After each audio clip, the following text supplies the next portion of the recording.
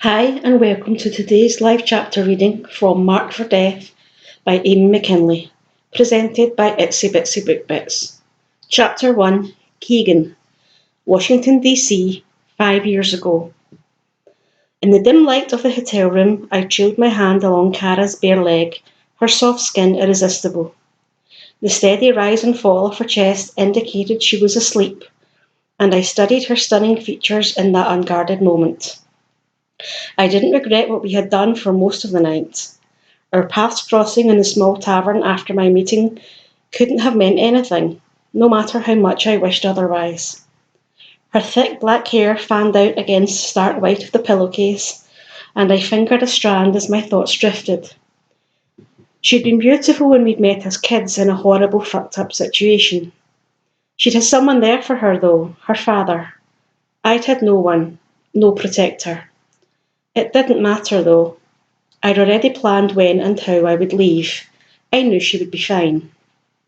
Her stay of execution had always been temporary, but mine had been a lifetime sentence, ending on the day of my planned escape.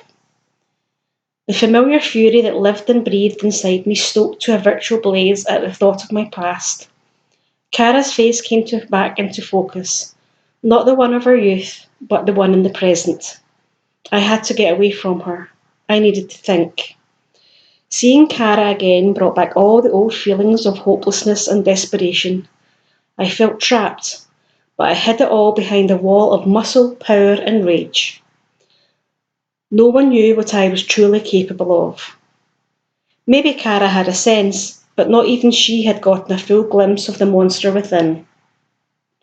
The guys, my teammates, whom I'd gotten to know when I was a teenager, didn't have the whole story. I never offered, and they'd never demanded it. They had their own demons, and for that I was grateful. I had planned to take my secrets to the grave, which was a possible scenario, or they would all come tumbling out. And if that were to be my fate, I would do everything in my power to keep them from detonating at my team, my family's doorstep. Some of my history would see the light of day if we stepped into the hornet's nest. At some point I would have to open the door and beckon the guys inside, at least enough to keep them safe. That's all that mattered to me. I would die for them, and there was a possibility that would happen. Keegan, present day. I leaned against the rough bark of a tree, unable to shake the sense that the truth would catch up to me. A life built on false pretenses had only one likely outcome. It would inevitably come crashing down. A blast of hot wind whipped from the south, far too reminiscent of the nightmare that had followed me from sleep, and left my eyes gritty and dry, as if I'd been in the actual desert instead of a comfortable bed in Maine. Such omens demanded attention. Too hot to run with a shirt on, I used it to wipe the sweat from my brow. It was early yet, and the day promised to be scorching. August often was, even in the back of Liam's yard overlooking the cliffs in Maine. Whitecaps rose, and the morning sun sparkled off the water surface. I hadn't committed to living there, as most of our team had. Instead, I bounced between Maine and California.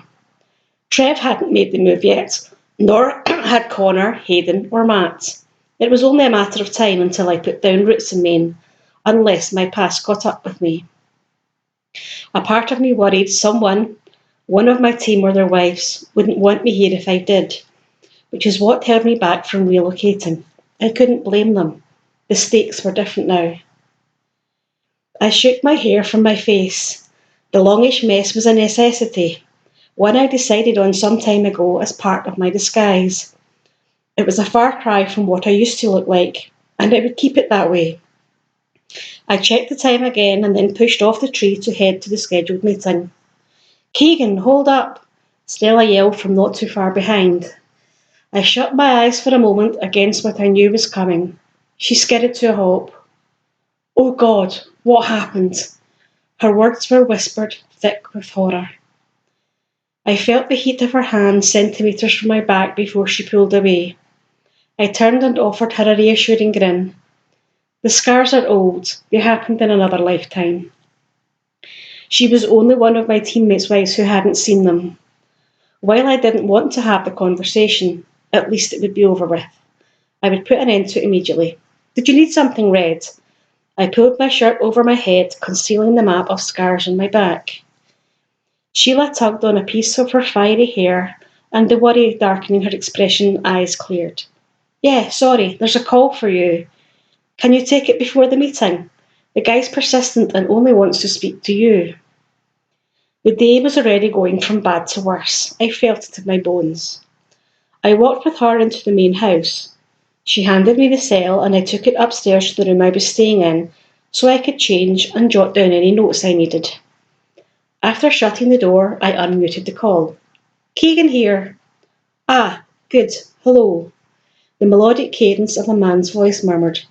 Before we go any further, I must verify that you are the same person who knows Ankara. My hand tightened on the phone, and I forced myself to relax before I cracked the device. The city? No. It was a gamble. My pulse kicked up a notch as the memory of her long dark hair sprawled across my pillow flashed through my mind. Yes, I know her. I'm sorry, but I need this confirmation before I tell you the reason for this call.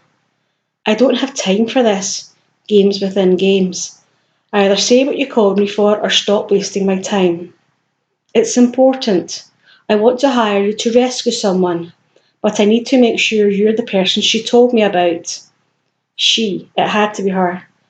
Ankara was not her name, but it was where she and her mother had come from and the nickname I used to call her when we were alone. A giggle crawled up my throat, but I pushed it back down. Cara. That was all I was willing to say. No last names. Is she in trouble? Finally, I had a hard time tracking you down, as the name she gave was Max, but you matched the physical description. I'm Samir, and I'd like to hire you to rescue my 4-year-old daughter. A slight tremor ran through his voice. She isn't in danger yet, but it's coming. I needed more information, but didn't have the time. Plus, he'd said his daughter wasn't in immediate danger. I had to get to the conference room, so we set up an appointment to talk over Skype. I disconnected and headed out, blocking the call from my mind. There would be time later to get lost in memories. It didn't take long to reach the meeting room, a large warehouse-like structure between Liam's and Jack's properties. I pushed open the metal door and fell into a chair at the long table. Jack, Liam, Mike, Chris, and Hayden were waiting. Needed your beauty rest? Hayden snickered at me just as Hawk slipped through the door behind me. I returned Hayden's grin with a glare. Just taking a page from your playbook. Everyone called Hayden pretty, but he didn't mind one bit. We looked alike, which was only a coincidence. His high cheekbones and brown hair that fell in loose curls almost to his shoulders mirrored mine. The physical difference between us was our eye colour. Mine were hazel, more green than brown, and dripping venom regularly, or so I'd been told. Forged in hate, my demeanour was nature. Hayden was a happy-go-lucky kind of person who didn't take himself too seriously. Raised by his grams, he'd had a decent childhood for the most part. They'd been poor, and our school and surrounding neighbourhood were not easy places to exist in without acquiring a fair share of bumps and bruises. Even so, his general good nature hadn't suffered. He'd grown a resolve from the first time we'd helped him out of a tight spot back in high school. I'd lived several lifetimes of hell before I'd researched and joined the crew in California when I was 16. I've got Rich on the line, Mike announced. Rich Stevens, our CIA contact, was someone for whom we performed rescue and recovery missions on occasion, among other jobs through our company, Grey Ghost Security. Most of our team had known one another since our high school years. Good morning, gentlemen. Rich's deep voice sprang from the speaker and filled the room.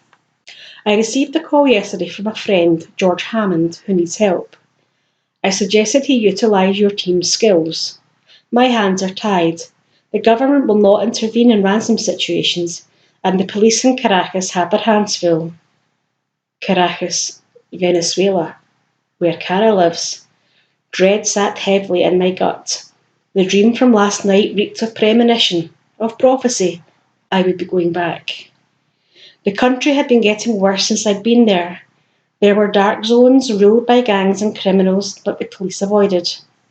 The kidnap rage averaged 5 victims per day, regardless of the victim's wealth, and the police force there had an elite anti-kidnapping squad, but it seemed their plate was full.